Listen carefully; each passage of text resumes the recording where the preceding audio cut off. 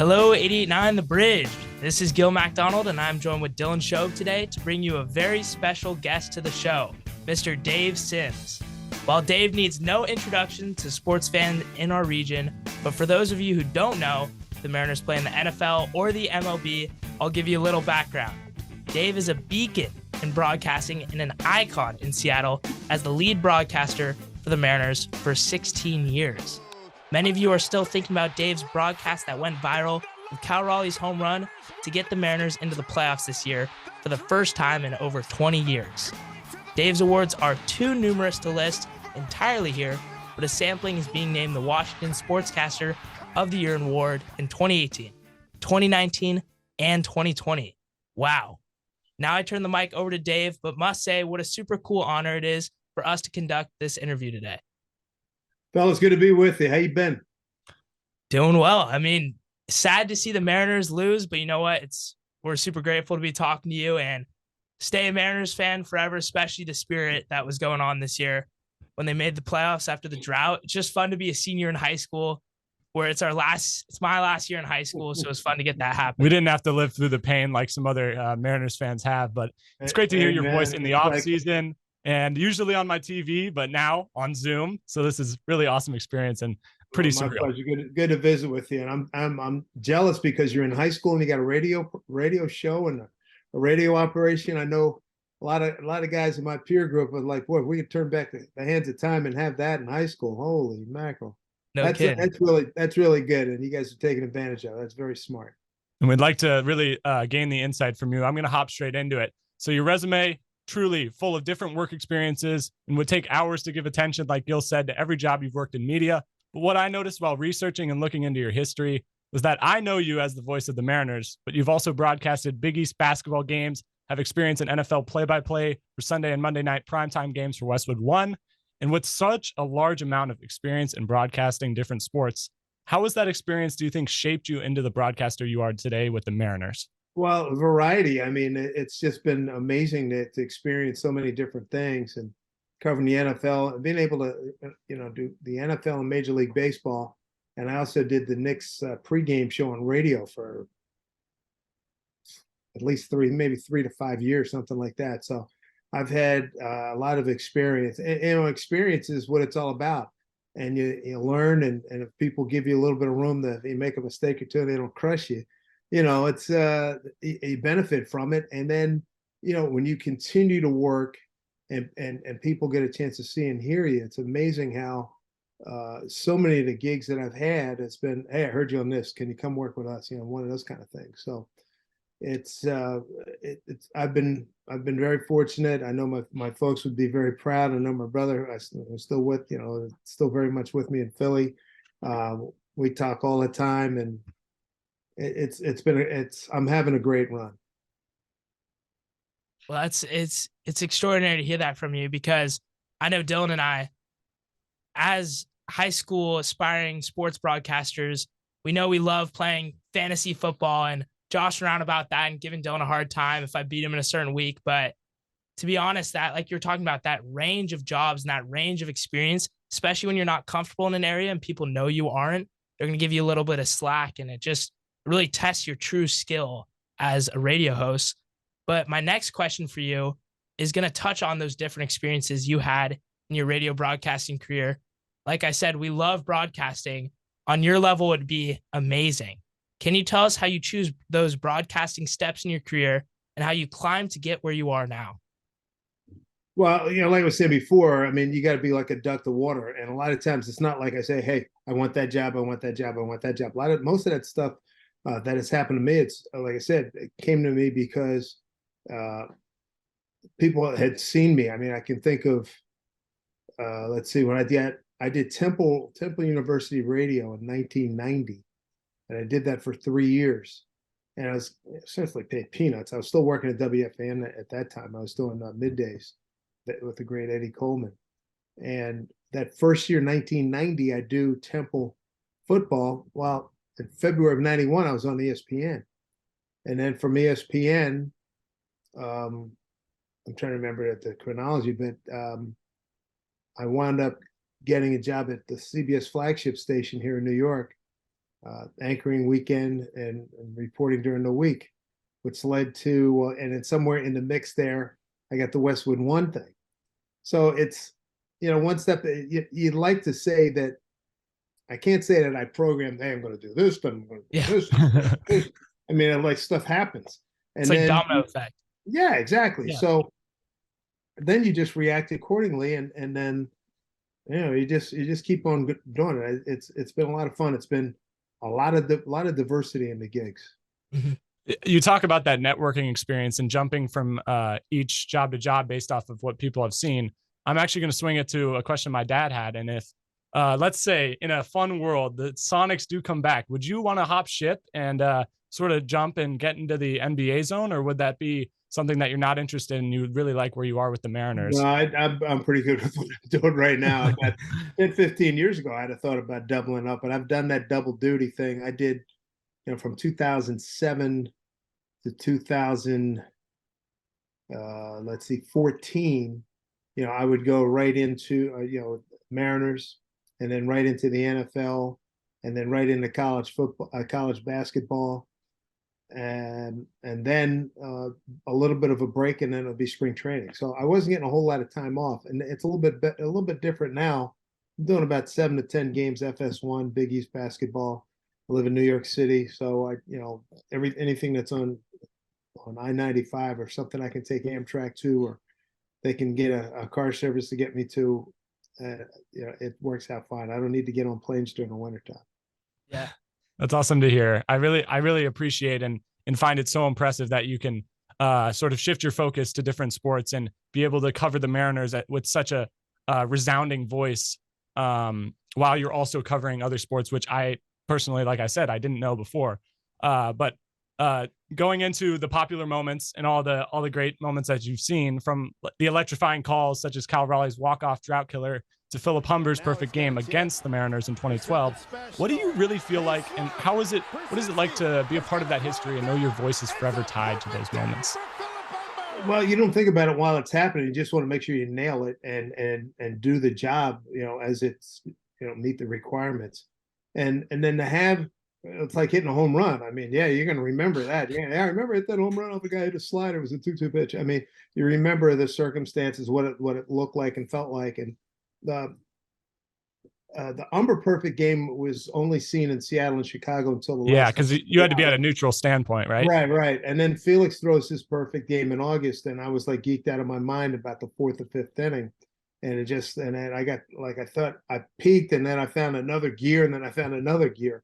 And what was it? The Haniger from last year, that's 8th inning 2-run single. I mean, that is just pure emotion. That's, love of what I do, really liking, my job, liking these guys on the ball club, loving Seattle. And it was the same thing this year. And I know how much, it meant to me. So I can only imagine, what it meant to people who have been waiting. People who have been around before you guys were born was the last time club was in the playoffs. So, I empathize with that. And I was just so, it was so cool. I was so happy. It was so dramatic. I mean, and then, it kept it fair.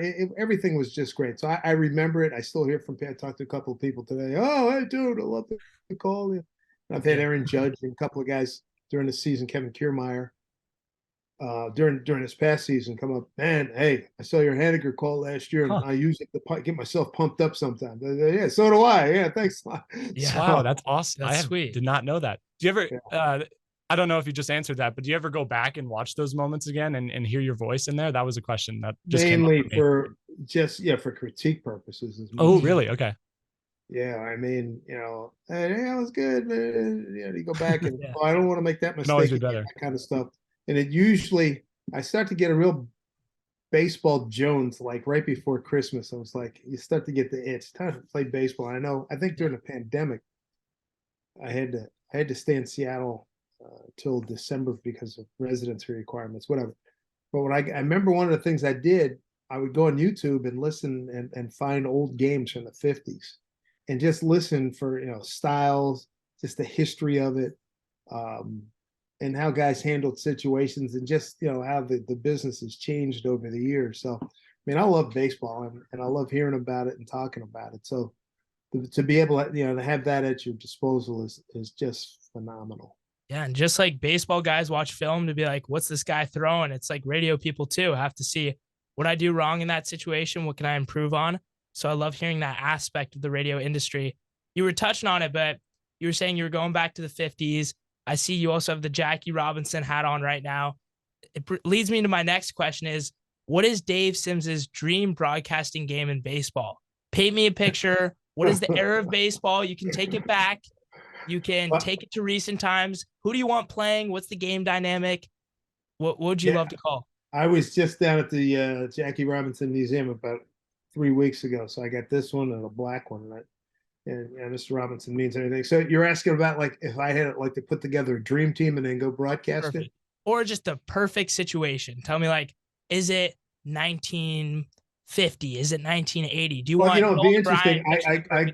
I grew up hearing so much about Jackie Robinson and all the pioneering black players in the late 40s and early 50s. I would love to go back and actually even back further than that when Josh Gibson and Satchel Paige and guys like that were in their prime. And I would love to broadcast the game where they were either mixed in, in a desegregated situation, or if it was a situation where you had the Negro League All-Stars playing, the All-Stars for the Major League Baseball. That would be, boy, if you could put something like that together, that would be amazing.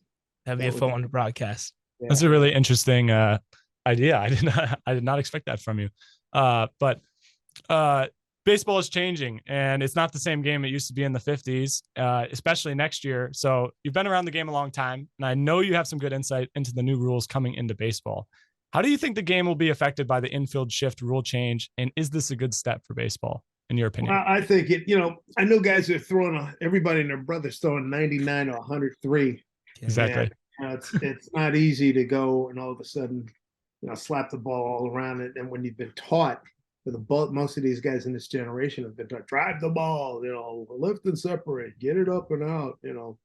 It's a different train of thought from before, when you'd had the first couple of guys in your lineup and it might be spray hitters and get it on and they can run like heck, and then 3, 4, 5, 6 guys are the power guys. I'm hoping the ball's going to be put in play a lot more. I really don't mind a throw over. I wish they hadn't changed that throw over rule. I think you should be able to try to hold a guy at first as best you can to limit that. I don't like that rule. I like the fact that the shift's been banned. The pitch clock.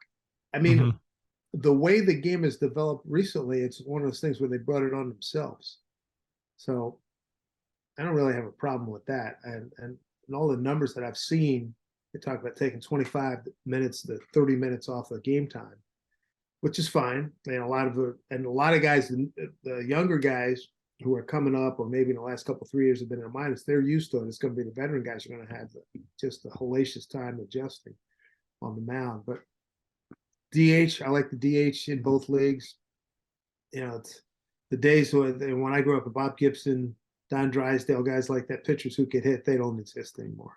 So why screw around with it? Give me the DH. I want to, you want to see some action. And I'm hoping that we'll have a little bit more action. I mean, there's so many balls that were hit. It's like, man, in the old days, that was just a routine base hit. Now it's a 4-3 in your scorecard. But I put a little, S next to it, and because it hit right into the shift. We'll see what happens. I hope the numbers that were produced in the minor leagues, I hope they translate into, up here in the big leagues.